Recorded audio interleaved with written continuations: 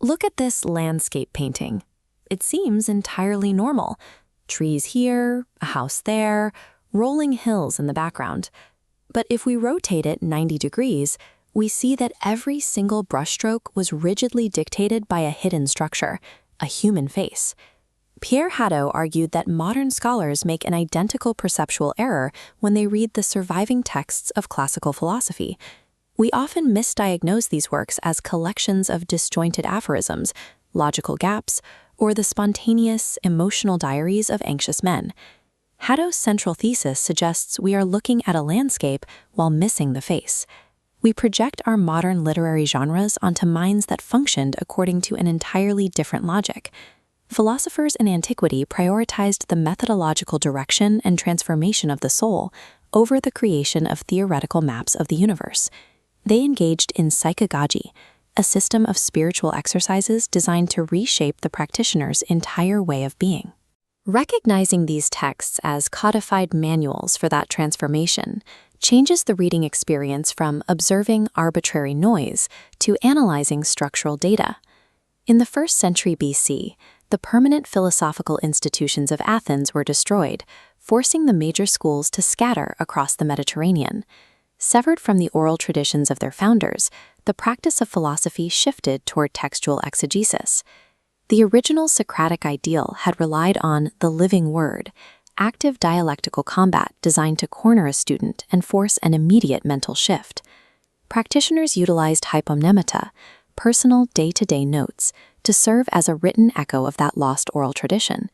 These writings functioned as material supports, designed to be read aloud, repeated, and reactivated in the mind of the practitioner. Ancient philosophical literature operated as an engine of formation, prioritizing the transformation of the reader's character over the simple acquisition of facts. The Meditations of Marcus Aurelius provides the clearest example of this misunderstanding. For centuries, historians have diagnosed the text as the gloomy diary of a depressed emperor. Academic diagnoses have ranged from gastric ulcers and opium addiction to chronic clinical pessimism. Textual evidence often includes passages where Marcus looks at fine Falernian wine and describes it as a bit of grape juice. He famously reduces his own imperial purple toga to some sheep's hairs dipped in the blood of shellfish. He even describes sex as the rubbing of gut and a spasmodic secretion of a little bit of slime. Modern readers typically interpret these quotes as evidence of profound psychological depression and despair. These entries represent a specific, codified Stoic spiritual exercise known as physical definition.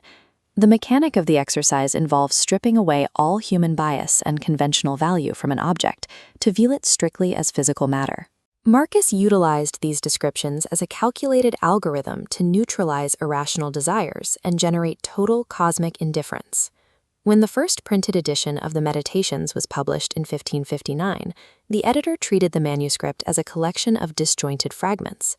The Stoic philosopher Epictetus provides the underlying framework for these fragments, dividing the practice into 3 specific disciplines: logic, physics, and ethics.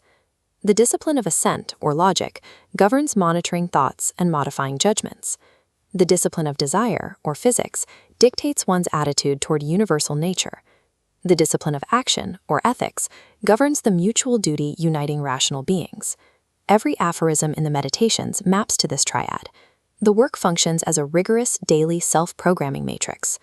Hadot applied this same methodology to Christian late antiquity, focusing on St. Augustine's Confessions. While modern scholars often frame this text as the birth of the individual autobiography, Hadot looks at the structural, theological scaffolding underneath.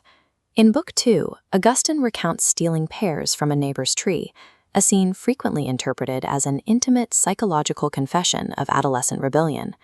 Hadot's analysis shows that Augustine is executing an anti-Manichaean theological polemic. He describes his youthful, bubbling fluidity using the exact Latin vocabulary he later uses to describe the formless chaos of the earth before creation. Augustine reconstructed his own adolescent psychology using the ideal psychology of Adam, proving that human sin operates as a perverse imitation of divine freedom. The I in the Confessions functions as a structural tool, a universal human avatar designed to map the soul's conversion onto the creation of the universe. Modern academic habits siloing philosophy into separate theoretical departments, logic, physics, and ethics, would have looked strange to an ancient practitioner. Those divisions existed primarily for didactic necessity. To produce a textbook, a subject must be divided into chapters. For the ancient student, logic was the lived practice of refusing to consent to false impressions. Physics was the active spiritual exercise of maintaining a constant cosmic consciousness. Logic, physics, and ethics were only distinct when philosophers spoke about them. When they lived them, they functioned as identical vectors of a single act of wisdom. Ancient philosophy functioned as a comprehensive training regime for the human spirit. Philosophers treated theoretical discourse as entirely subservient to practical existential transformation. The written words that survived antiquity represent the material residue of a lived art, the byproduct of an active engine of self-transformation.